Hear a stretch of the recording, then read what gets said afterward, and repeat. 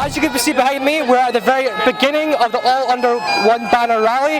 You can obviously hear the pipers behind me as events are about to kick off.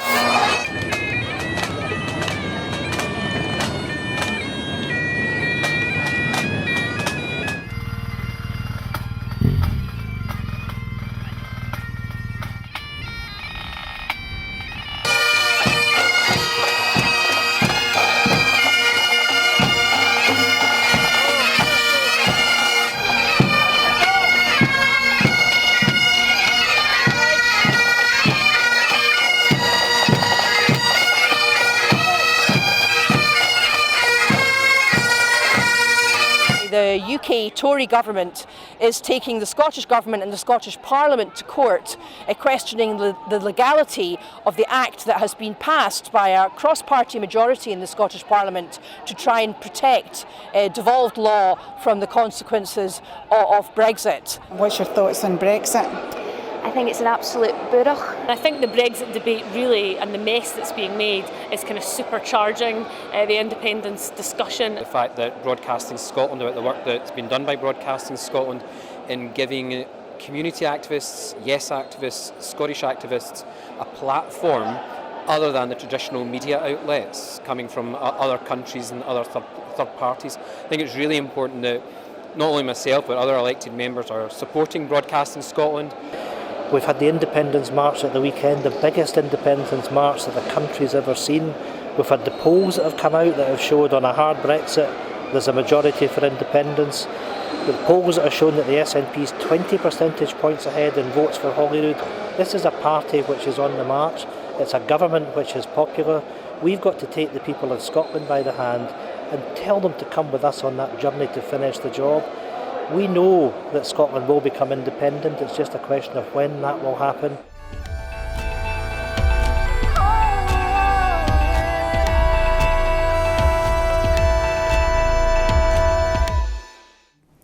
Broadcasting Scotland needs to be ready to provide fair, impartial and balanced reporting of the events that matter to the people in Scotland.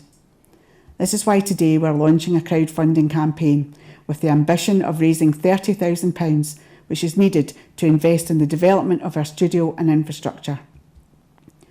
Broadcasting Scotland can only exist with the backing of our supporters, so please follow the link below and give as generously as you can. We have used every penny we've ever received for making programmes for you, and we guarantee your money will be put to good use.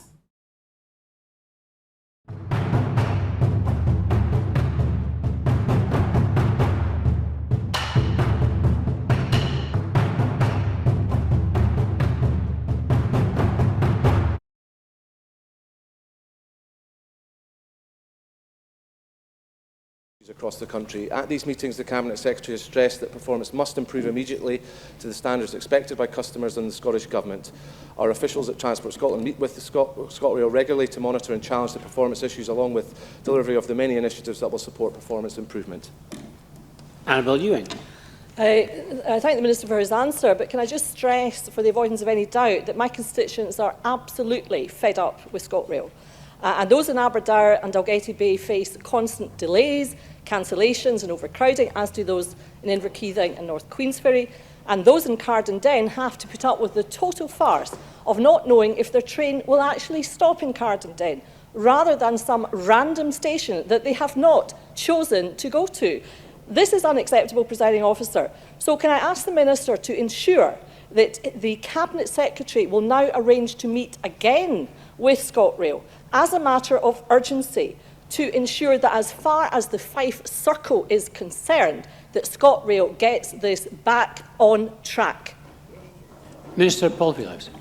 Well, I thank Annabelle Ewing for that supplementary. I appreciate, I want to put it on record that both myself and the Cabinet Secretary very much appreciate how frustrating disruption is for passengers, and indeed the problems that Annabelle Ewing has highlighted in a number of localities in her constituency are obviously of great concern, and I can understand how concerned her constituents will be. As I mentioned earlier, the Cabinet Secretary has met with Alex Hines earlier this week, and has also met with the Chief Executive of Network Rail, Andrew Haynes, several weeks ago, and reiterated the need for a robust and resilient plan to deliver improvements across the network and provide customers a reliable railway. I certainly will, happy to confirm that the Cabinet Secretary will meet with Annabelle Ewing to discuss the matters and to arrange a meeting with the ScotRail MD as well. Alexander Stewart. Thank you, Presiding Officer. Many constituents in the Fife Circle have to endure the crush hour, as it's known, a lack of crews, a lack of stock, a lack of overcrowding, together with cancellations, as already has been indicated. And promises have been broken time and time again. What reassurances can the Minister give to constituents that this intolerable situation will be addressed as a matter of urgency? Minister. Well, I obviously take these matters very seriously, and Alexander Stewart is right to raise them on behalf of constituents. What I would say is that significant investment is now being made by the ScotRail Alliance to further improve the resilience of the rail network, including the Fife Circle, through the recommendations from the Donovan Independent Performance Review commissioned earlier this year. The recommendations will support infrastructure, fleet and operational reliability issues across the country. Additionally, the industry is also delivering performance interventions out with the Donovan recommendations, which are more immediate interventions, and some examples across Fife include the Inverkeithing Thornton 5 sets of clamp lock points have been renewed, Inverkeithing to Ladybank, remote condition monitoring is installed at 10 locations on clamp lock points. Class 158 trains and engine radiator failures are being addressed, and the clutches on the trains are also being looked at. These are all matters which have contributed to the poor performance in that area, and in line with the comments I made to the constituency member for Cowdenbeath, Annabelle Ewing, we've taken these matters very seriously and continue to engage with the operators. Mark Ruskell. Thanks. There are 4 stations on the Fife Circle which are not fully accessible to all users. The Fife Council local communities are hoping to apply for the Access for All fund. But in recent years, this has only funded the refurbishment of 1 or 2 stations per year. At this rate, it will be a generation before we have a fully accessible rail network in Scotland. So can the Minister inform me of any other sources of funding available for this work? Or would the Scottish Government consider an accelerated programme to make the Fife Circle and the rest of the rail network in Scotland accessible for all users? Minister.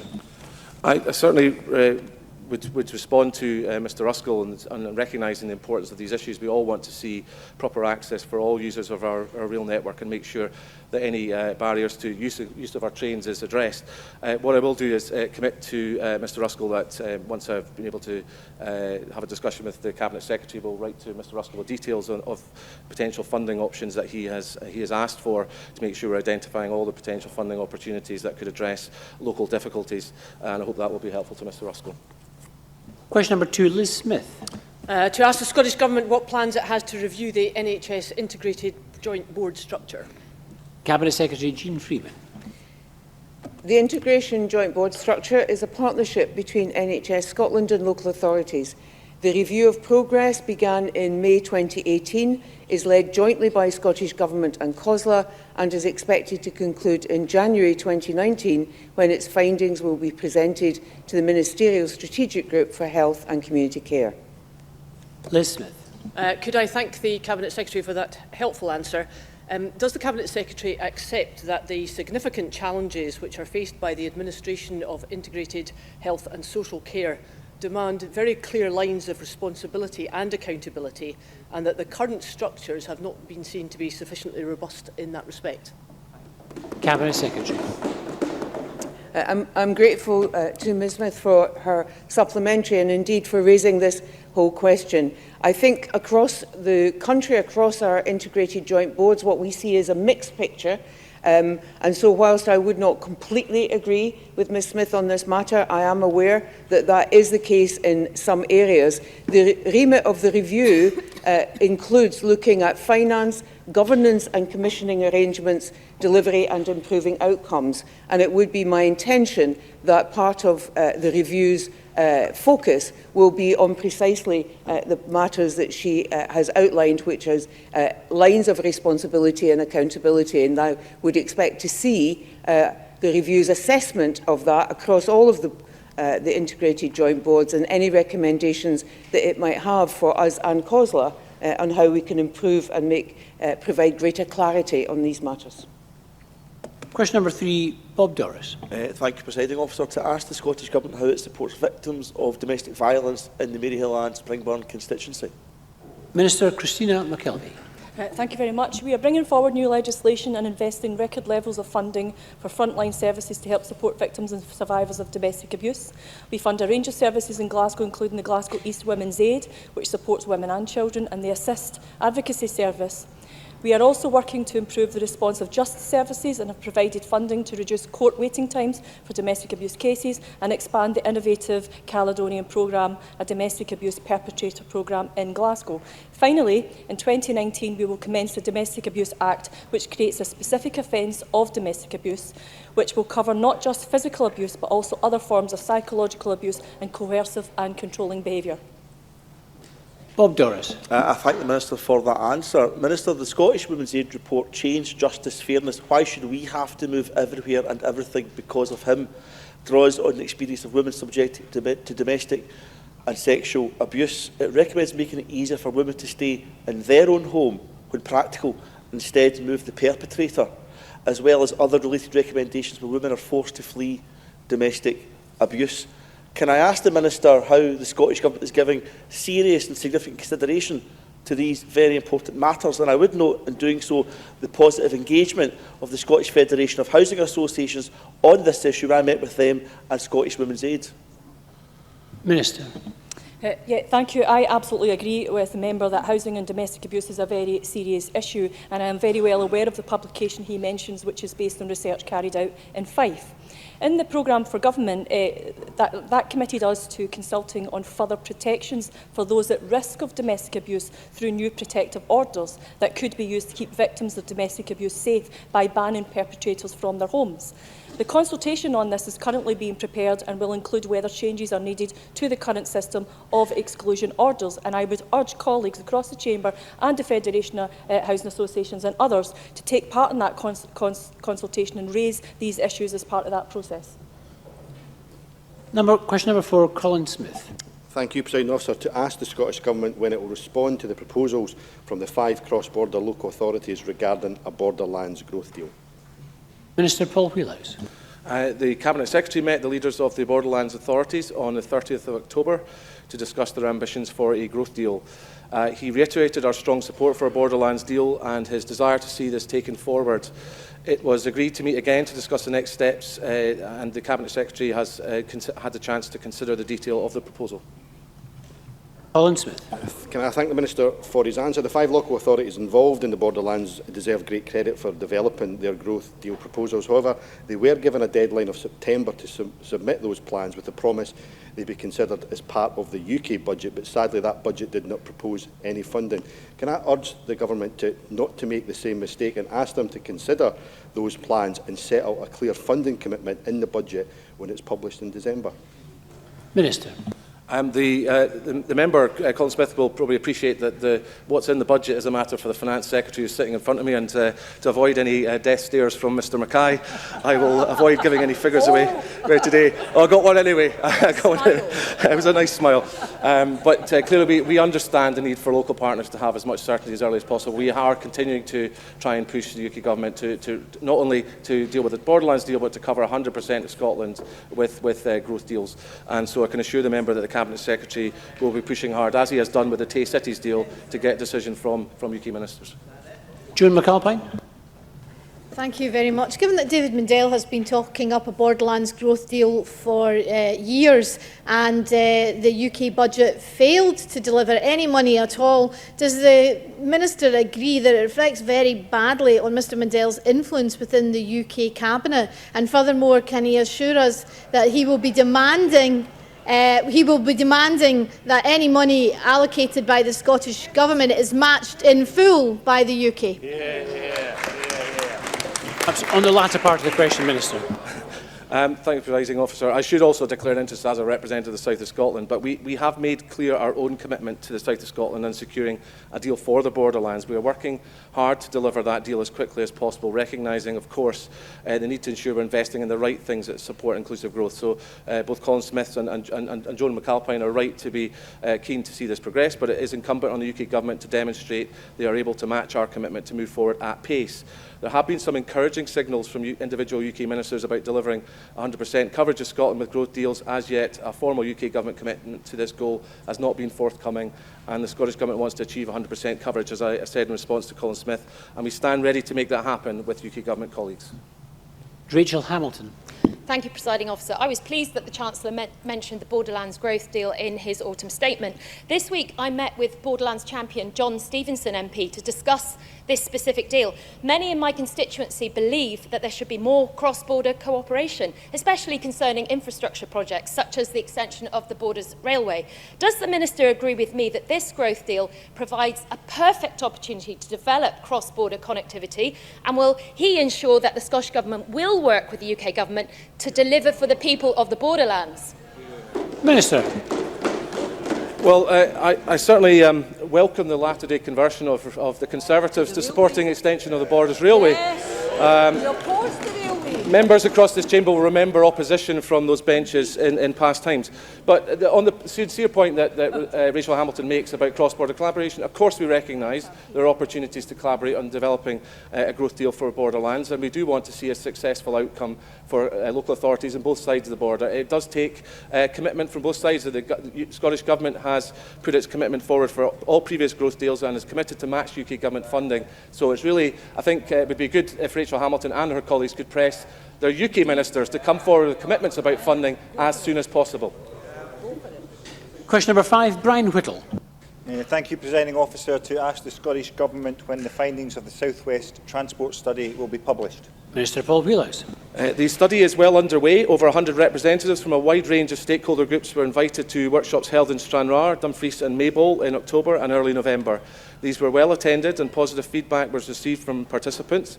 Furthermore, a public online survey has also been highly successful and received over 2,500 responses to date.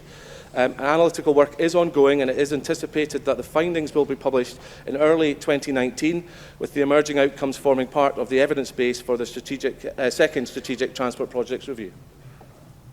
Brian Whittle.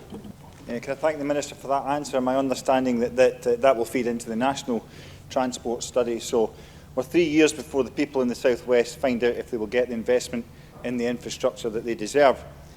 Now, there is a welcome £3 billion investment in dualling the A9 against a projected £330 million investment in a Maybole bypass. Given that the A75 and the 77 link the busiest port in Scotland at Cairnryan with the rest of Scotland and also into south of the border, isn't it about time the South West's infrastructure needs were met after years of neglect? Minister. I was Thank you, Presiding Officer. I was fortunate to be watching the debate on my television set when Michael Matheson was discussing the members' debate the other night. Emma Harper led on the upgrades to road infrastructure in the South West. And Michael Matheson did make the point at that time, we're dealing with a legacy of decades of underinvestment in South West Scotland. Now, this government has made significant investments. I hope Mr Whittle will be open enough to admit that the progress in respect to the Dunraggett bypass has helped constituents in the South West of Scotland. But we are the Cabinet Secretary, and I appreciate if I can answer rather than listen to Mr Whittle wittering away from his benches. We are trying to address the strategic transport needs of the South West of Scotland. The Cabinet Secretary has made very clear this government's commitment to continue to invest in the South West, including the A77, A75 in the debate this week, and I hope that he will continue to engage with the member on that. Question number 6, Bill Kidd. Thank you, Presiding Officer. To ask the Scottish Government what its position is on next month's completion of the rollout of the Universal Credit full service. Minister Christina McKelvey. We have consistently called for the halt of the rollout of universal credit and will continue to do so. Universal credit is pushing people into poverty, rent arrears and hardship. It is simply not fit for purpose, yet the UK Government have refused to listen to the overwhelming evidence that it must be stopped until its fundamental flaws are fixed. It is unacceptable that the UK Government should carry on with the universal credit regardless of the clear evidence of the damage it is causing the people and the communities across this country. Bill Kidd. Thank the Minister very much for that response. This new rollout is due to start in Drumchapel within my Glasgow Anniesland constituency on the 5th of December.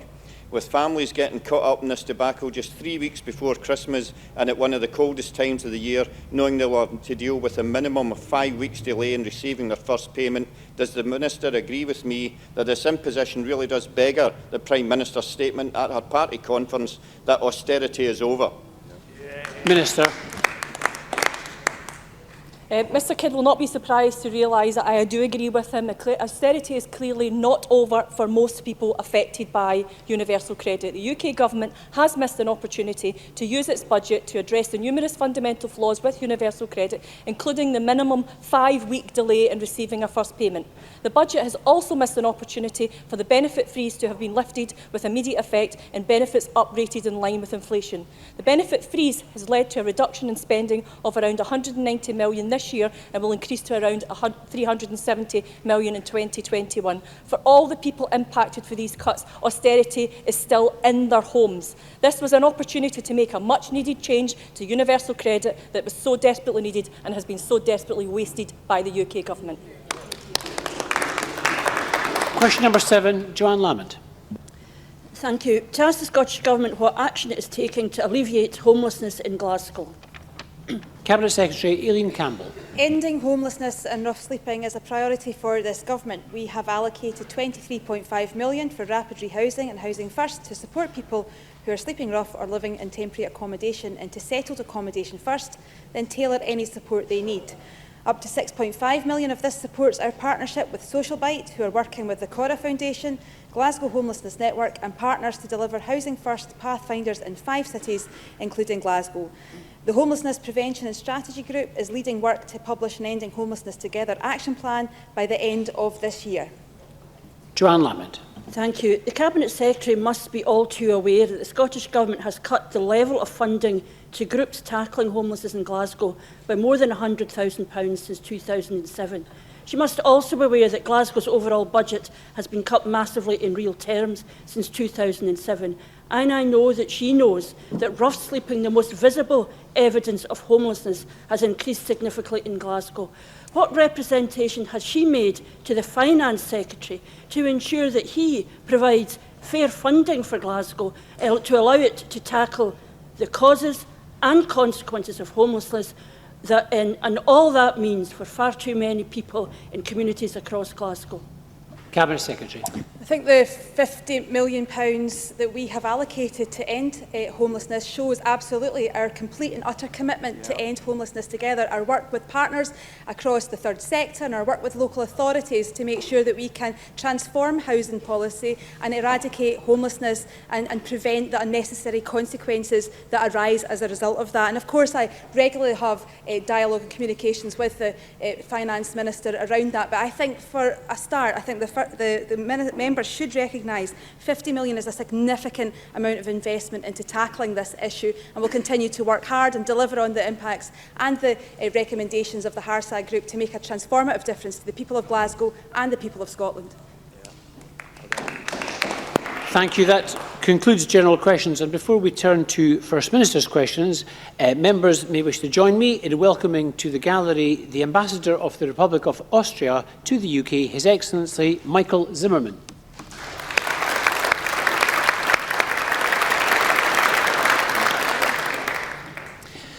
We turn now to First Minister's questions. Question number 1, Jackson Carlow.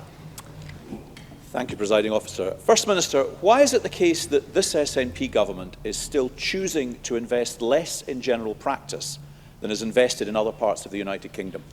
First Minister. I wouldn't accept that characterisation. What we know is that we are investing record sums in our National Health Service more generally, and of course per capita spending on the National Health Service in Scotland is significantly higher than it is elsewhere in the UK. If we were to match UK levels, we would require to take, I think, around £850 million out of our NHS budget in a single year. So our spending levels are ahead of the rest of the UK. Looking at general practice, or rather primary care more generally, which is more appropriate these days as we seek to expand the primary care teams, we have set a very clear target to shift the balance of spend into primary care and achieve a particular proportion of the overall NHS budget that is dedicated to services in GP practices and the wider primary care team. So we will go on with doing that work. It's the right direction of travel. And when it is accompanied by, for example, the integration of health and social care, we are the first part of the UK to undertake that reform.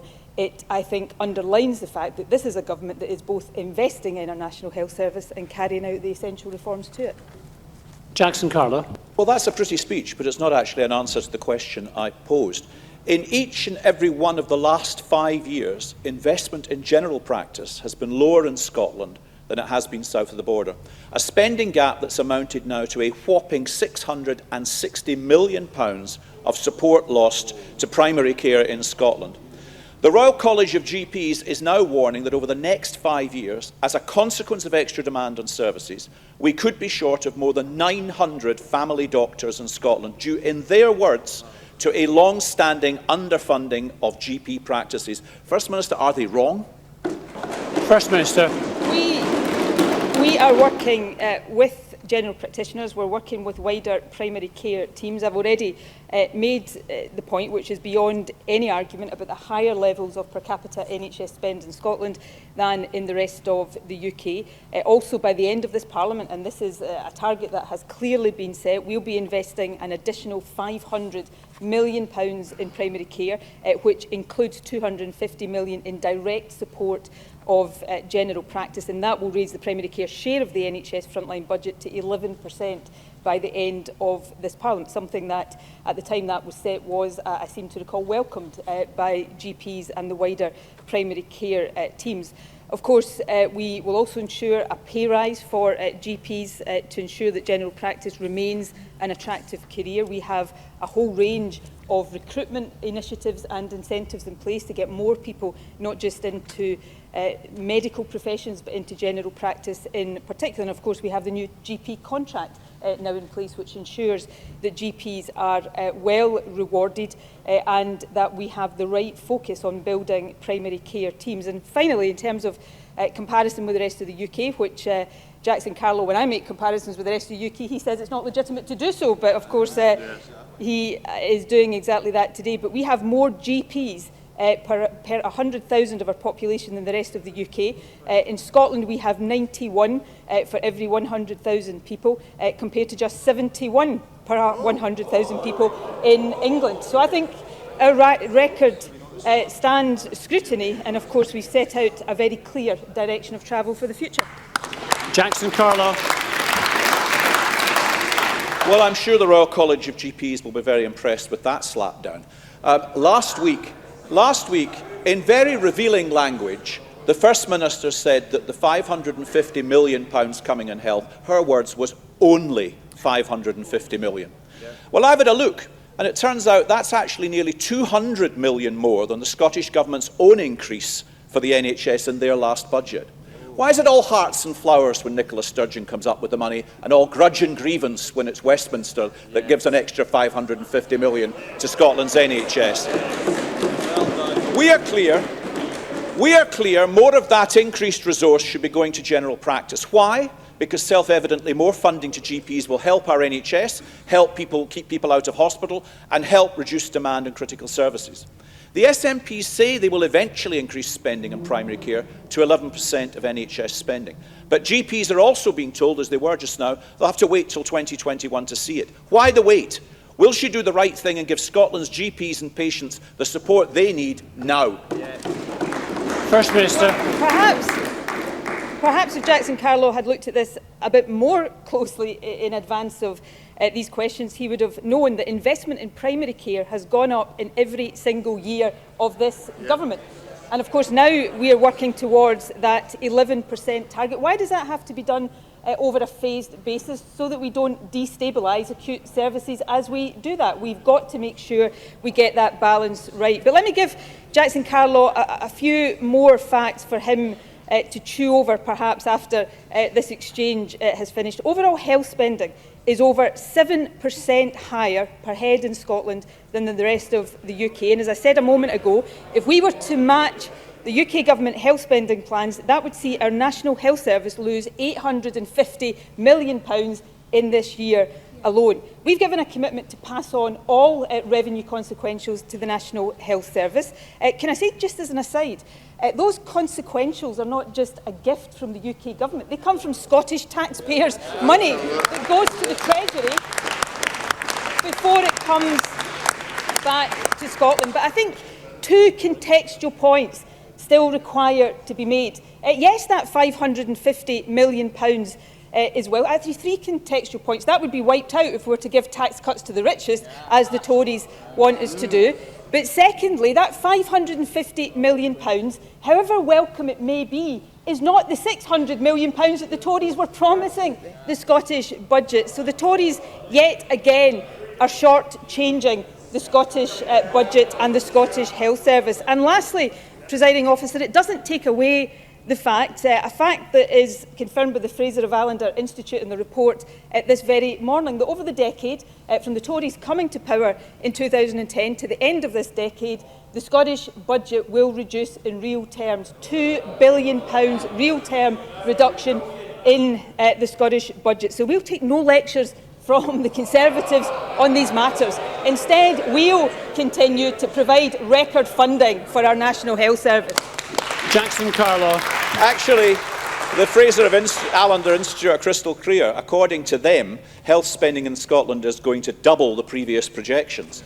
And the record of this government no longer fills people with any confidence. We just heard the First Minister say we don't want to destabilise the NHS. In a week, when we have had warnings of huge job losses in NHS Tayside, locum consultants in the Highlands picking up £400,000 a year, delayed discharge in Scotland reaching its worst level in 2 years despite promises to abolish it, all part of a growing legacy not of destabilising just, but 11.5 years of SNP incompetence in Scotland's health service. The £550 million budget investment in Scotland's NHS is an opportunity to put in place a sustainable long-term plan. Yes. And this morning, Fraser of Allender explicitly report if the SNP doesn't take this opportunity, even more money will eventually be needed.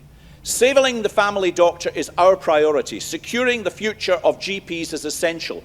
So will the First Minister use this investment to plan for the long term, or is it to be squandered, yet again, as it has been for over a decade, on short-term fixes? Yeah.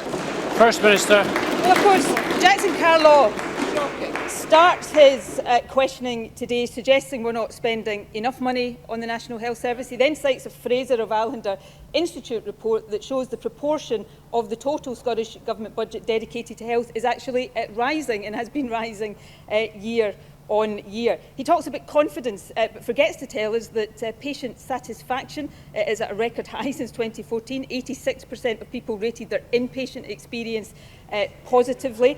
He also forgets to remember that, of course, the Fraser of Allender report today says that per capita, the real terms reduction in the Scottish Government budget over the decade is 7%. So these are the facts. He also mentions delayed discharge. The most recent annual report published in September of this year showed a reduction of 6% in terms of bed days lost to delayed discharge. That builds on a 3% reduction the previous year and a 9% reduction the year before that. That's a 37% decrease in delayed discharge since 2006. So these are the fruits of our investment, and we will continue to invest in the health service and continue to reform the health service, as of course the Tory government in Westminster continues to preside over real terms cuts to the Scottish budget. So we'll go on with the job of delivering for patients right across the country. Question number 2, Richard Leonard. Presiding Officer, time limits are essential in any legal system, but does the First Minister think that governmental bodies should have up to 20 years before they begin to pursue a person for debt? First Minister. I'm sure Richard Leonard is going to tell me the particular context in which he is asking this question, and when he does so, I'd be happy to seek to answer it in more detail. Obviously, the different contexts that might apply here may have an implication for the answer that I would give. So I look forward to hearing his next question. Richard Leonard. Well, this afternoon, this Parliament will be debating the prescription bill. And under the current system, the Department of Work and Pensions can take up to 20 years to notify people of debt relating to the overpayment of benefits. And it's not just the DWP. Scotland's councils also have 20 years before they have to notify people about a council tax debt. We think it is unfair that a person can be chased for a debt 20 years after it was incurred that they had no knowledge of and when no previous action has been taken. This can be ended in this Parliament this afternoon. In stage 3 of the prescription bill, Labour will put forward amendments to cut that period to 5 years. That means Scotland's councils and the DWP under Scots law would have 5 years to notify people of their debt, not 20. So why are SNP MSPs planning to vote against this proposal this afternoon? First Minister. To protect debtors, actually. And I'm glad Richard Leonard has now told me what he's asking about. If he'd done that in his first question, I could have given him the answer. He was looking for COSLA, Scotland's local authorities, have been very clear in the submissions they made at stage 1 of the prescription bill that any amendment that shortens the period in which overpayments can be recovered would hurt debtors the most. Because the debt, if it would have to be recovered within 5 years, could mean higher repayment instalments, which would potentially cause greater hardship to debtors. So we have listened to the view of COSLA. COSLA also said, and I'm going to quote COSLA here, the consequences of moving to a 5-year prescription period would be so significant that any consideration of such a change should be subject to full public consultation and financial scrutiny. This bill is not the place to try to make changes to council tax or indeed other reserved benefits by the back door. So there may be a wider discussion to be had here, but of course Parliament will have considered all of these issues as this bill went through the different stages of the process. And the Scottish Government have accepted the view of the Scottish Law Commission that the proposals should be accepted and the exceptions should maintain the status quo as it is generally understood. Richard Leonard. Well, let me be clear. Labour's amendments are supported by Citizens Advice Scotland, by Money Advice Scotland and the debt charity Step Change. These are organisations on the front line who day in and day out witness the human cost of this unjust and unfair system. They have told us of a parent who stopped receiving child tax credits 10 years ago who was recently presented with a bill for almost £4,000, of a son who moved in with his mother to care for her who was handed a bill of over £3,000 for council tax arrears going back 8 years. First Minister, the system as it stands is not only unnecessary, it is cruel. It does not serve the interests of the individual, but it does not serve the public interest either. And we have the opportunity to change that this afternoon. So why won't the First Minister grab that opportunity? First Minister. Well, I've explained the reasons for that. These issues, of course, have been considered as the bill went through its different parliamentary stages.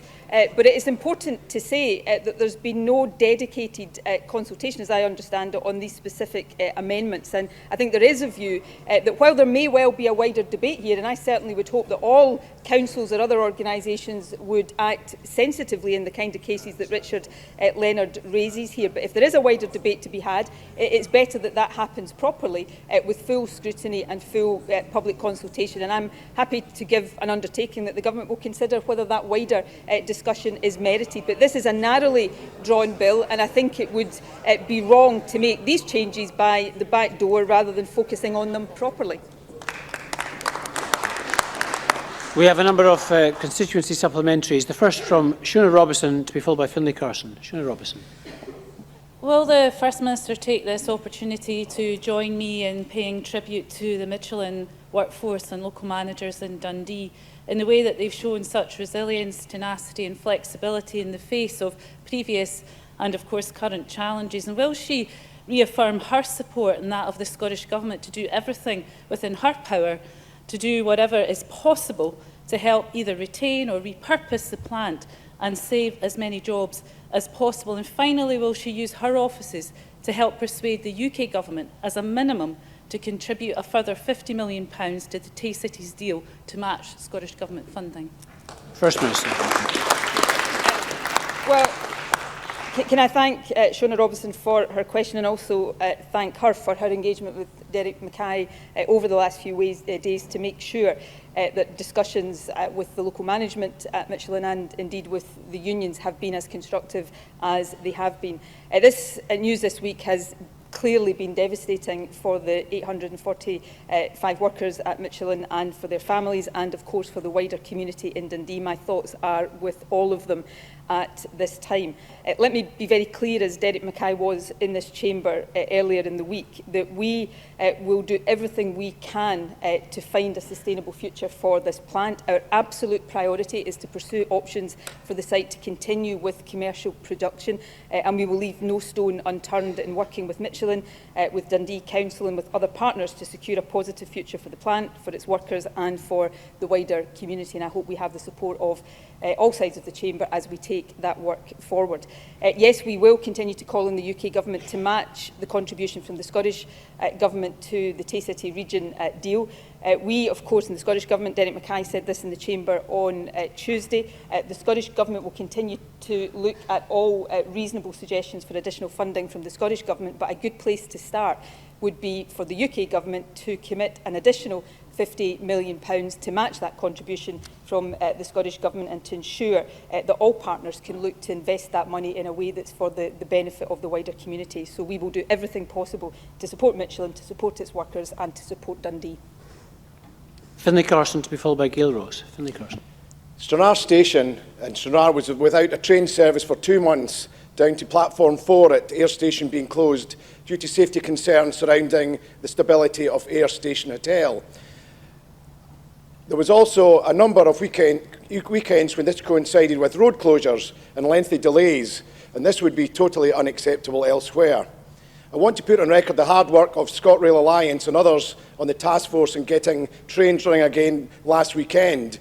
However, further line closures like this must not happen again. Will the First Minister give the people of Stranraer a personal commitment that she will intervene to ensure that contingency plans can be quickly instated, which will see temporary platforms set up south of Ayr in the event of platform 4 being closed in the future? First Minister. We will do everything possible to mitigate any disruption happening in the future. I know how difficult this situation has been. Of course, what happened at Ayr Station was unavoidable, and we acted, as ScotRail acted as quickly as possible to ensure that disruption was kept to a minimum. It's good that trains are running again, and we must all work to ensure that the right plans are in place and the right contingency options are in place to ensure that that disruption is not replicated, and I give that undertaking to me. Gail Ross to be followed by Neil Bibby. Gail Ross. Thank you, Presiding Officer. ScotRail UK has announced this week that it will cease all operations in the UK, including their manufacturing base in my constituency in Invergordon. What support can the Scottish Government give to both the employees in Invergordon and its storage site at Kishorn, who will be affected by this decision? First Minister. Well, I was very concerned to hear that ScotRail plans to cease production at its plant in Invergordon and close its distribution centre on Shetland. This will obviously be an anxious time for the company staff, their families and the local areas involved. Highlands and Islands Enterprise is engaged with the company locally and is seeking to engage with ScotRail management in Norway. Highlands and Islands Enterprise is exploring all possible avenues of support to help secure a buyer for the business and retain jobs. However, in the unfortunate event that there will be job losses, our PACE team stands ready to offer its full support to staff. Obviously, PACE does everything it can to help those affected by redundancy get back into work as quickly as possible. We understand there are no immediate prospects of job losses at the warehouse in Kishorn, used by ScotRail and operated by a third party, so I can assure Gail Ross that everything possible will be done to support the company and the workers involved. Neil Bibby. Presiding Officer, I'm sure the whole Chamber is aware of the tragic case of Craig McClelland, and all of our thoughts are with his 3 little children who will grow up without their father. They will do so because he was murdered by a dangerous criminal who was unlawfully at large and had been for nearly 6 months. 2 reviews have indicated that there were significant failures, but we're not specifically tasked with looking at what went wrong in this case. Craig's family have conducted themselves with unbelievable strength and dignity. Unfortunately, they have not been able to find the answers to the questions they have been asking. They still do not have confidence that the correct lessons have been learned or that changes have been made to prevent this kind of tragedy from happening to another family. The McClelland family now believe only a full public inquiry will give them the answers they deserve. Can the First Minister give them her support? First Minister. Well, this was an absolutely awful crime, and I can't begin to imagine how Craig McClelland's family and friends are feeling. I'm not surprised that there are answers that they still seek and feel that they have not yet had the opportunity to get. The two inspectorates, of course, reviewed the processes that led to James Wright, who committed this awful crime, being released, and the actions that were then taken to apprehend him. Of course, the Justice Secretary set out the Scottish Government's acceptance of all of the recommendations from the inspectorates and set out in this chamber a number of immediate additional safeguards that have been or will be put in place to strengthen the home detention curfew processes. For example, there is now a presumption that individuals convicted of violence and knife crime will not, in normal circumstances, receive home detention curfews. So lessons have been learned from this dreadful, tragic case, and I hope that is something that members across the chamber welcome. In terms of the further action that Craig McClelland's family consider is appropriate, the Justice Secretary has offered to meet with them again, and that offer stands, and the Justice Secretary will be very happy to discuss with them the actions they consider appropriate and give full consideration as government to each and every one of them. Question number 3, Willie Rennie. I want to return to Michelin in Dundee. This is real people's lives and real people's jobs. They have a right to expect governments and local authorities to stand up for them. Michelin has been a giant presence in the city of Dundee. We need to do everything we can through the TCT deals and other measures to keep as many jobs in the city as possible. When Michelin pulled out of their Ballymena plant, there was a decent redundancy deal for the workers that paid proper respect to their service. Workers deserve that. Will the First Minister make sure that any Dundee workers made redundant get that Ballymena deal or better? First Minister. Well, firstly, can I thank Willie Rennie for raising this issue, and agree entirely that this is an incredibly important issue. This is real people and real jobs, and the government will do everything that we possibly can to support them in these incredibly difficult times. In agreeing with Willie Rennie's point, I hope he will understand when I say that, of course, if redundancies are inevitable here, then we will want to see workers getting the best possible deal, and Michelin, as I understand it, have already given commitments that that will be the case, but we don't want at this stage to assume that that is an inevitable outcome. Our focus right now is in doing everything we can to try to find a sustainable future for the plant that will see commercial production continue at the plant, and the action group that will meet under the convenership on Monday of Derek Mackay will be very much focused on bringing a plan together, and Scottish Enterprise will be central to that. Now, in these situations, of course, we cannot stand here and guarantee that that will prove to be possible. But if it doesn't prove to be possible, it will not be for the want of trying. So if I hope Willie Rennie will understand that that's what we want to focus on in the short to medium term. But of course, if redundancies do happen, of course, we will absolutely demand that workers get the best possible package. Willie Rennie. The First Minister is right to focus on keeping as many jobs as possible, and I'm pleased that the company have given that commitment, and I hope we hold them to that commitment too. Another issue that won't help those Michelin workers is Brexit. I was pleased that the Scottish Parliament yesterday officially backed a people's vote. We've gone from the support of 5 to 65 MSPs. Momentum is building for the British people to have the final say, to save us from the economic damage that will come with Brexit. The First Minister has previously talked of compromising with the UK government. The backstop could involve the whole of the UK remaining in the customs union for an unspecified time. Can the First Minister clarify if that is enough for her to support the deal? I hope she rejects it and opposes everything but a people's vote. But what does she think? First Minister. No, that wouldn't be enough for me to give my support to that deal. I've made very clear, and I've said this previously, openly, expressly, explicitly, that the bottom line for the Scottish Government, and I make no apology for trying to compromise in the interests of the Scottish people, but the absolute bottom line for me, for the Scottish Government, for my party, would be permanent, unequivocal membership of both the single market and the customs union. That said, I would prefer that we stayed in the European Union as full members. I would prefer that Scotland was in the European Union as full independent members of it. So we will continue to do everything we can to protect Scotland's interests, to protect Scottish jobs, to protect Scottish living standards. And it's for that reason, of course, that we have said that if this proposal comes before the House of Commons, then we would also support the option of a people's vote to give the people right across the UK the opportunity to change their mind. Of course, it wouldn't involve people in Scotland changing their mind, because the people of Scotland voted overwhelmingly to remain at the first time of asking. We have a couple of further supplementaries. The first from Ross Greer. Thank you, Presiding Officer. Yesterday, this Parliament's Education Committee heard from two members of the Scottish Youth Parliament who told us how the rise in instrumental music tuition fees of hundreds of pounds were creating Victorian levels of inequality, where only the wealthy could afford to take up an instrument.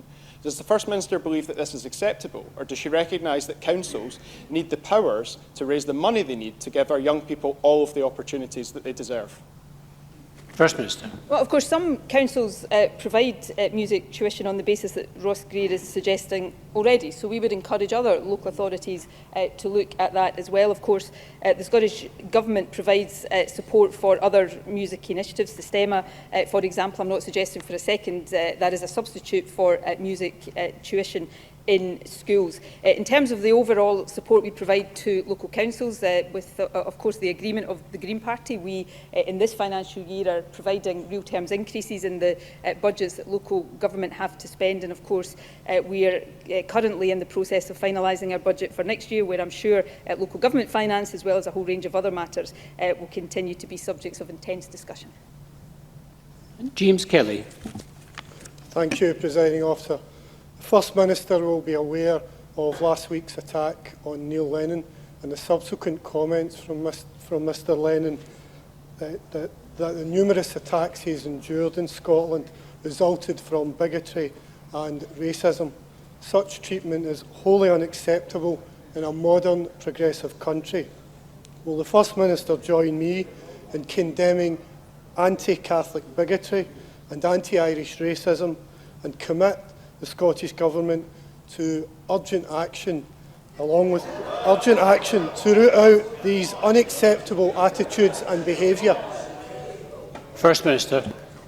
Can I thank James Kelly for raising an issue that I know is of huge concern to people across the country. Let me say at the outset and unequivocally that I condemn the attack on Neil Lennon that took place last week. Of course, that is a matter for the police to thoroughly investigate.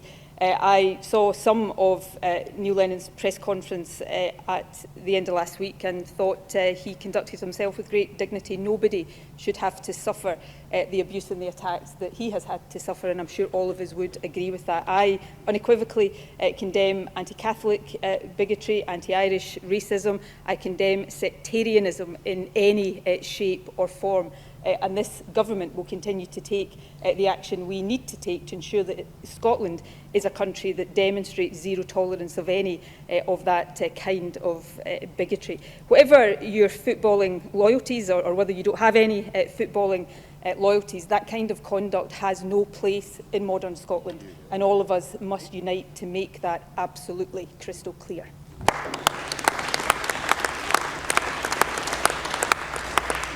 Gillian Martin. Special rapporteurs in Scotland to begin an inquiry into rising poverty across the UK. This comes on the back of Trussell Trust figures showing that food bank use in Scotland has risen by 15%, driven by the rollout of universal credit. How will the Scottish Government engage with this inquiry? First Minister. Well, I will meet the UN Special Rapporteur later this afternoon. Other government ministers will also be meeting with him and his team, and we will look to be very constructive in our engagement with that inquiry, we will be setting out the actions the Scottish Government is taking to tackle poverty, to see the assault on poverty as a human rights-based issue, which I think is extremely important. But we will also be taking the opportunity to raise concerns, certainly about universal credit, but also about the UK Government's welfare cuts more generally, because it is those cuts that are driving more and more people into poverty and seeing demand and reliance on food banks, for example, rising. So I hope that we see this inquiry, when it concludes and publishes its outcome, be a helpful contribution to the work that all of us are doing to consign poverty to the dustbin of history. Question 4, James Dornan. To ask the First Minister how the Scottish Government supports the real living wage. First Minister. Currently, 80.6% of employees in Scotland are paid at least the living wage, making Scotland the best performing of all UK countries. This week, I announced an increase in the real living wage rate, so people who receive it in Scotland will earn £9 an hour. We've provided funding to enable adult social care workers to be paid the real living wage, and from 2020 that rate will be paid to all workers delivering funded childcare hours. We continue to work with partners to deliver our commitment to lift at least 25,000 more people onto the real living wage in the next 3 years, and we're also working to adopt a Fair Work First approach by extending Fair Work criteria, including payment of the real living wage, to as many funding streams, business support, grants and contracts as we possibly can. James Dornan. I thank the First Minister for that answer, but does the First Minister agree with me that it's a disgrace that the UK Government failed to use their budget to finally put in place a real living wage for every worker and continues to subject workers under the age of 25 to a lower pay for no justifiable reason? First Minister. Yes, I absolutely agree with that. I would make 2 points. I think the UK Government should unequivocally get behind the real living wage that's independently assessed as the level that people need for a decent standard of living. And secondly, I think the age discrimination that is currently part of the government living wage is unacceptable in modern times. We think that people who do the same jobs should be paid the same wages regardless of what age they are, and of course that is one of the many reasons why I hope that in the not too distant future we see these powers devolved to the Scottish Parliament, so that we, instead of the UK Government, can take these decisions. Question number 5, Brian Whittle. Thank you, Presiding Officer. To ask the First Minister, in light of the study defying arthritis at every age, what the Scottish Government is doing to reduce loneliness and isolation among people suffering with the condition. First Minister. I welcome this research and recognise the importance of raising awareness of the challenges that those living with arthritis can experience. We know that particular groups of people, like those with long-term health conditions, can be at greater risk of experiencing social isolation and loneliness. We're committed to publishing a strategy to tackle social isolation and loneliness, which will reflect those risks and outline a programme of work designed to address these issues. The Minister for Public Health is meeting with the group that commissioned the research this afternoon to discuss how we can work together to improve the lives of people living with arthritis. Brian Whittle. I thank the First Minister for that answer. Despite the fact that a staggering 1 in 6 people are living with arthritis, a lack of understanding of the condition has led to an epidemic of isolation, according to the Versus Arthritis report. The British Society of Rheumatology published a new report yesterday on the state of play of rheumatology services in Scotland. In it, they note that the waiting times for a first appointment has almost doubled since 2010, from an average of 41 days to 79 days, against a 2016 Scottish Government target of 28 days. First Minister, the report states there is a 12-week window after the onset of arthritis symptoms where referral to a specialist can reduce these symptoms, thereby helping to reduce disability and work limitations. So given that a lack of mobility is often a key factor in increasing loneliness and isolation, when can the Scottish Government expect to hit its own stated target on waiting times for rheumatology appointments? First Minister.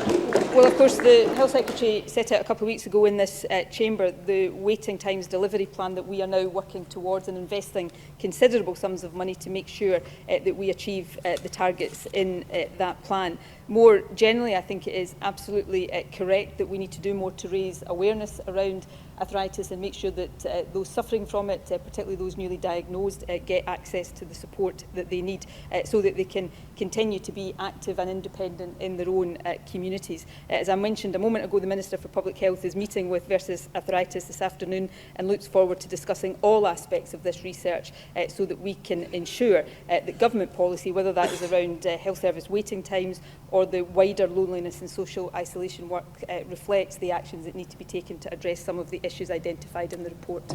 Bob Doris. Thanks, President Officer. First Minister, digital connectivity can make a significant contribution to tackling loneliness and isolation for older people, yet 38% of 65 to 79-year-olds report not being able to use a computer at all.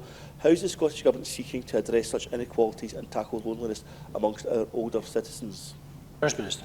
Well, it is very important that older people can get online, and the Scottish Government is certainly committed to helping them to do so. The most recent Scottish Household Survey shows a significant increase in internet use by adults over 60 in the last 10 years. It's gone from 29% in 2007 to 63% in 2017, but we want more people to benefit from digital opportunities. Our Digital Participation Charter Fund, which was launched in partnership with BT, has made awards of over £200,000 to 26 organisations for digital inclusion projects, and older people are a priority group for that.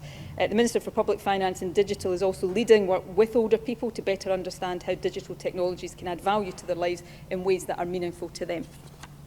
Pauline McNeill. Thank you, Presiding Officer.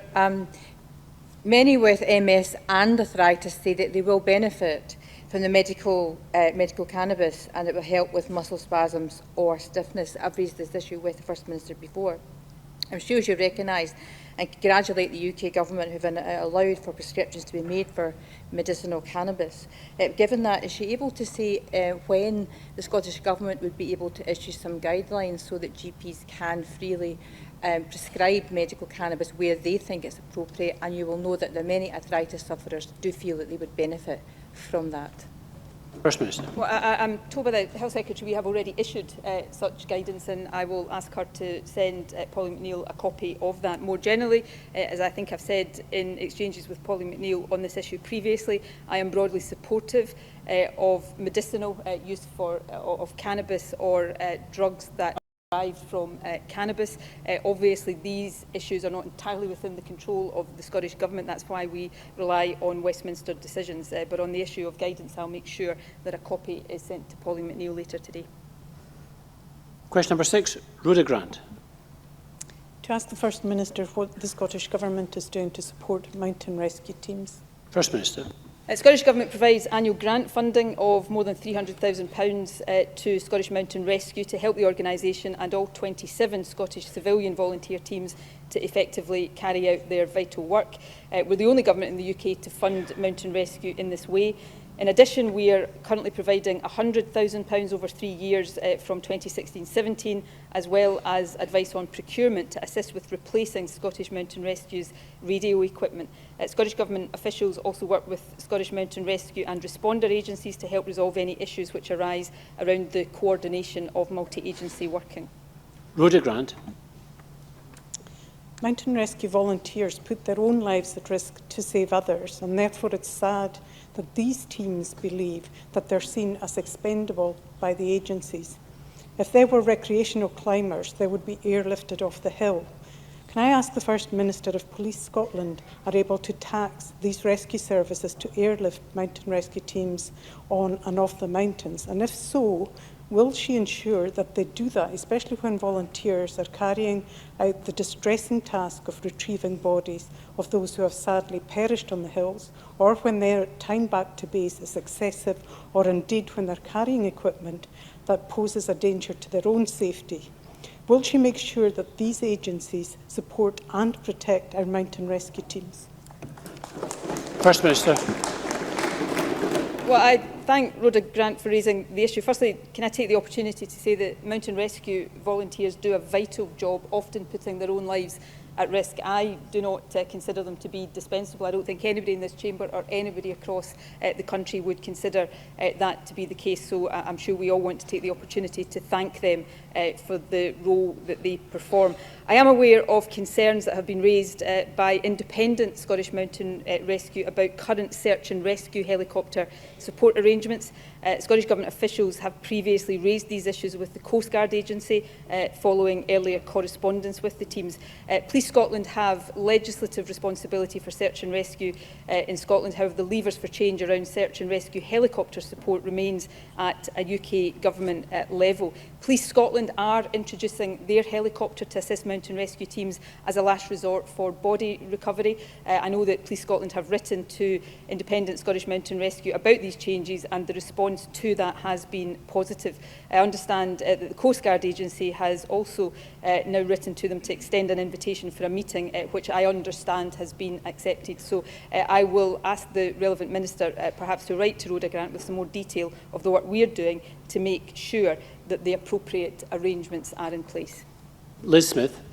Does the First Minister accept that the concerns raised by mountain rescue teams, one issue here is the centralisation of Police Scotland that has diluted the interaction of mountain rescue teams and local police officers who know the relevant area much better than anyone else, and that this can impact, according to these mountain rescue teams, on the ability to coordinate the mountain rescue to respond with the necessary experience?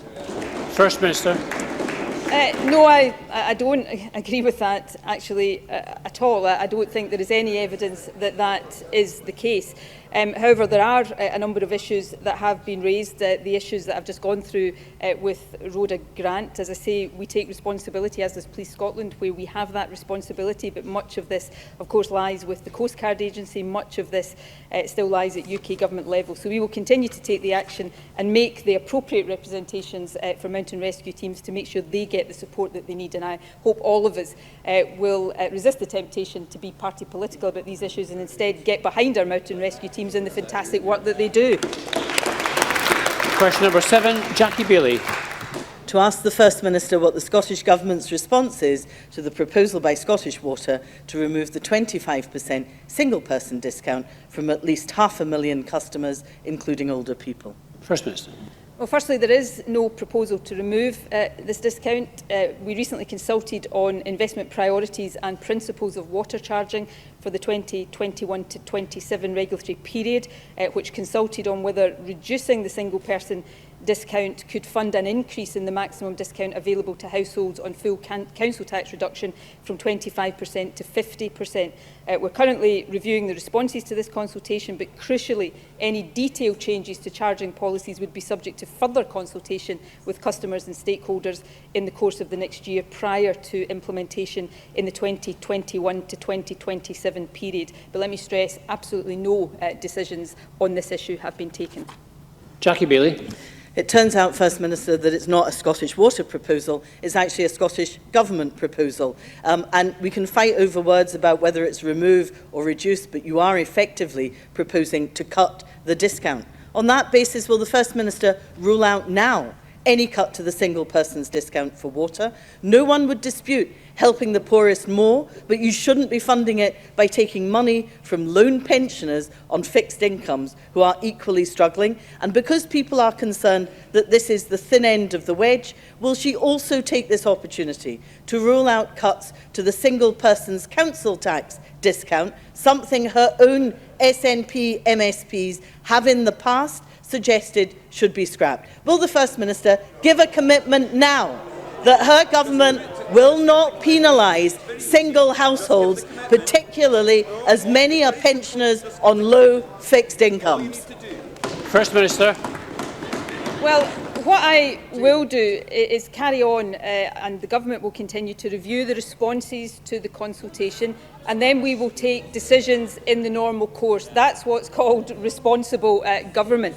And the decisions we take, when we take them, will be progressive. They're all about making sure that the help we provide to people goes to those people who need it most. And, let me quote Citizens Advice Scotland about the proposal to increase the maximum reduction for recipients of the water charges reduction scheme from 25% to 50%. They welcomed that because it would provide additional benefit to over 340,000 households on full council tax reduction and another 160,000 on partial council tax reduction. So these are important issues. It's right that the Scottish Government fully consults on them. Any detailed changes, of course, would then require to go through a further process of consultation, so Parliament will have plenty of opportunity to discuss any proposals that come forward, but no decisions have been taken at this stage, and the Scottish Government will continue to give them proper and full consideration. Thank you very much. That concludes First Minister's questions.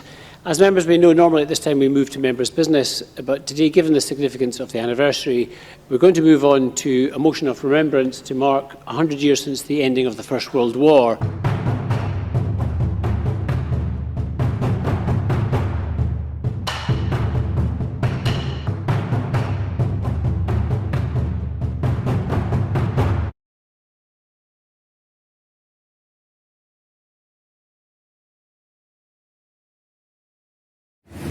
Hello from Jersey Square. I got my copy of the National. It took me a wee while because it was sold out in the first shop, so I have this copy. It was the last one in the shop. Yesterday I was participating in the Full Scottish with Broadcasting in Scotland, and we were speaking about this kind of blackout.